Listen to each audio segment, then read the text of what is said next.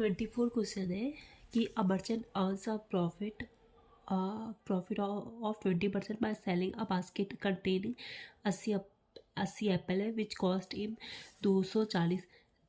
80 Apple की जो cost है वो कितनी दे रखी है हमें, 240 है वो जो ख़रीद के लाया है।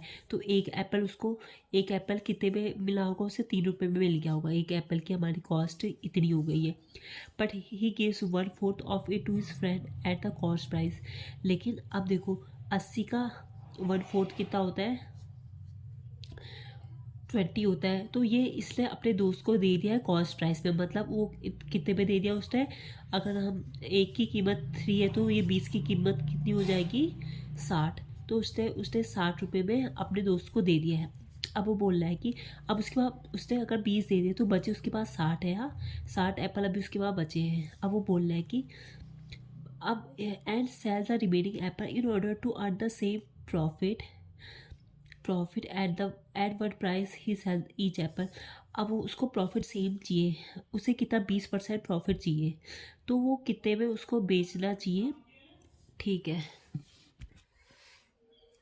हमसे बोल रहे हैं ना कि अब पहले तो उसको कितने का 240 का वो ख़रीदता था, कॉस्ट प्राइस हमारी 240 थी। वो जब वो ख़रीदता था तो वो बेचता था कितने में, 20% के प्रॉफिट में। मतलब वो कितने का बेचता था आपका, मतलब वो कितने का बेचेगा, 120 अपॉन 100, ये इससे कटेगा 24 इंटू 12 आपका कितना आ जाएगा, 4 टू जाए 2 जा 4, 24 आपका 8, 4 4 8, 288। मतलब वो 288 का बेच रहा था, ठीक है।